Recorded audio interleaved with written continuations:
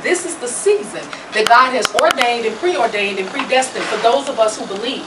I believe that this is the time that God has set for us to become knowledgeable. He said in His Word that His people perish for a lack of knowledge. Amen. Knowledge is being released into this season. Amen. Knowledge is being released right now into each and every one of us. And of course, just like any other seed, it's not just for you.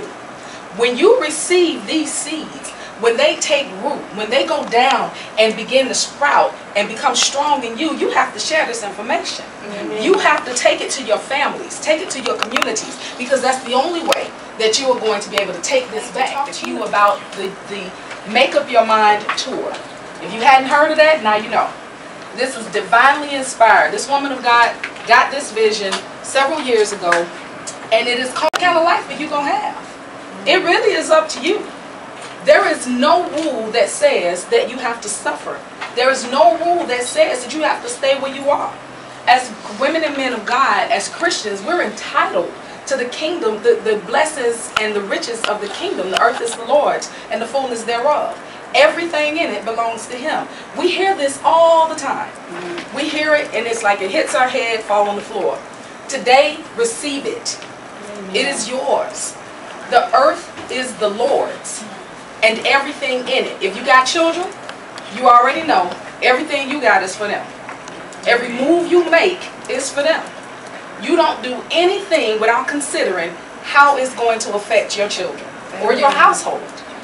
Imagine how much more our faults if we don't receive it. There is no reason to not have. There is no reason to be in lack.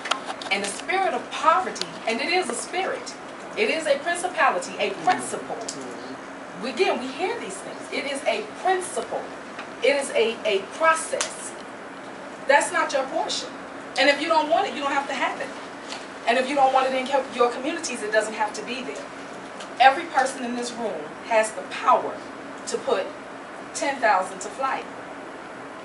Everyone. If it's in the Word, I believe it, and that's it. There's nothing else to talk about. So apply it. You hear people say knowledge is power. Applied knowledge is power. Hear this word. So if I didn't give you my Social Security number, you have no right to use it for anything, let alone to cause me harm by saying that I owe you money on my credit report. Right? So debt validation is your protection. It is your right. It is your right to say, tell me in these 5 specific ways how I owe. In law, doesn't exist. If you and I have a contract that's all typed up beautifully and we both sign it, and this is the 4 walls of this contract, this is what lives. This is what happened. If we take a pen, yes ma'am? So when you get, let's say you default the hospital bills, and they sell that loan or whatever, they start sending you that letter.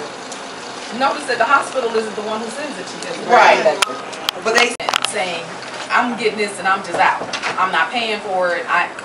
Very few people. Most people want to pay their bills. And debt collectors who are predatory by nature prey on that. They prey on the goodness of people. Folks want to do the right thing, generally. So, understand and don't let it offend your sensibilities that we're telling you you do not owe a debt.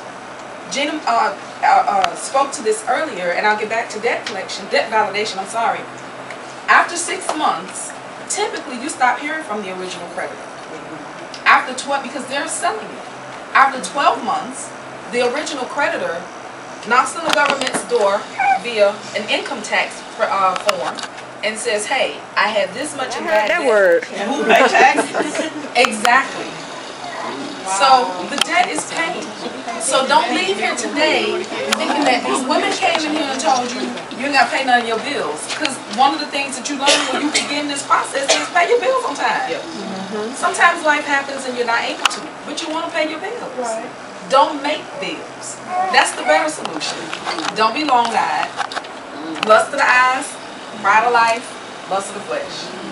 That's how you get in debt. This is what happens, right? Okay, so back to debt validation. So prove to me that I owe the debt. Prove that I owe the debt to you by providing me with a contract. give me some proof or some other instrument, and right now the only one I know is that there is a written contract that says I owe you this money. You agreed to provide a service to me, good, acceptance, and consideration. That's a contract. Needs to be in writing, right? In addition to providing me with a contract that proves that you and I engaged in this business together, you need to now give me a complete accounting of this account. I need to see the whole history, from the first time we transacted to the very last time, including the amount, the date, under what circumstances, whatever the instrument was. This is your right. You have a right to ask for this. It is in writing. If you don't believe me,